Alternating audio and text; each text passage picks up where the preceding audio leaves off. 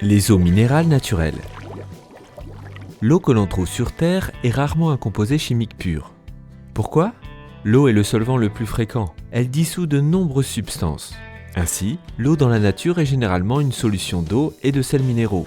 Elle peut contenir entre autres du fluor, du sodium, du calcium, du potassium, du fer, du magnésium, de l'iode, du cuivre, du manganèse, du soufre et de l'oxygène dissous. La teneur en minéraux dans l'eau dépend de son environnement, de sa température et de son âge. L'eau des glaciers est pauvre en minéraux par rapport aux eaux souterraines qui se trouvent dans la croûte terrestre. Ces eaux des réservoirs profonds, sous les couches imperméables, sont anciennes. Elles peuvent avoir quelques centaines ou milliers d'années. Elles sont riches en minéraux. Au cours de leur déplacement au travers de la roche, en s'infiltrant, elles s'enrichissent en minéraux. L'eau minérale naturelle est une catégorie d'eau dont les caractéristiques sont définies par les autorités. C'est une eau obligatoirement d'origine souterraine, protégée de toute pollution environnementale, chimique ou biologique, ne contenant aucune substance ajoutée, sauf occasionnellement du dioxyde de carbone. L'eau minérale naturelle est captée soit à une source, soit par forage. Elle a une composition chimique stable pour un gisement donné. Les eaux minérales naturelles contiennent de 400 à 2500 mg de minéraux par litre.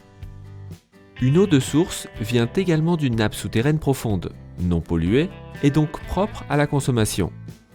Elle a les mêmes caractéristiques que l'eau minérale naturelle, sauf que sa teneur en minéraux est variable. Il est prouvé que de nombreuses eaux minérales naturelles ont un effet curatif grâce à un ou plusieurs de leurs composants. Une eau minérale est considérée comme curative quand sa teneur en minéraux est de 25 à 40 000 mg par litre. Selon leur composition chimique différente, ces eaux exercent divers effets bénéfiques sur notre santé.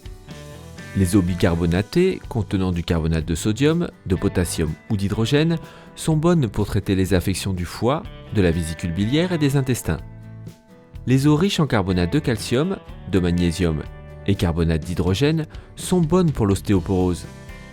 Les eaux riches en fer aident au traitement de l'anémie. Les eaux contenant de l'iode et du brome sont bonnes pour les problèmes de thyroïde.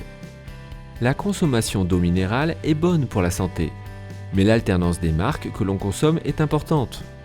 En ce qui concerne les eaux dites curatives, avec des vertus thérapeutiques, il vaut mieux demander l'avis de son médecin qui va nous aider à en choisir une en fonction de nos besoins.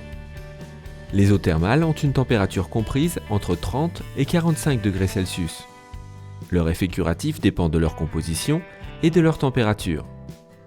Les bienfaits de l'eau thermale sur le corps sont nombreux. On peut traiter nos affections respiratoires, l'asthme ou les rhumatismes dans des spas, dans le confort absolu de l'eau chaude.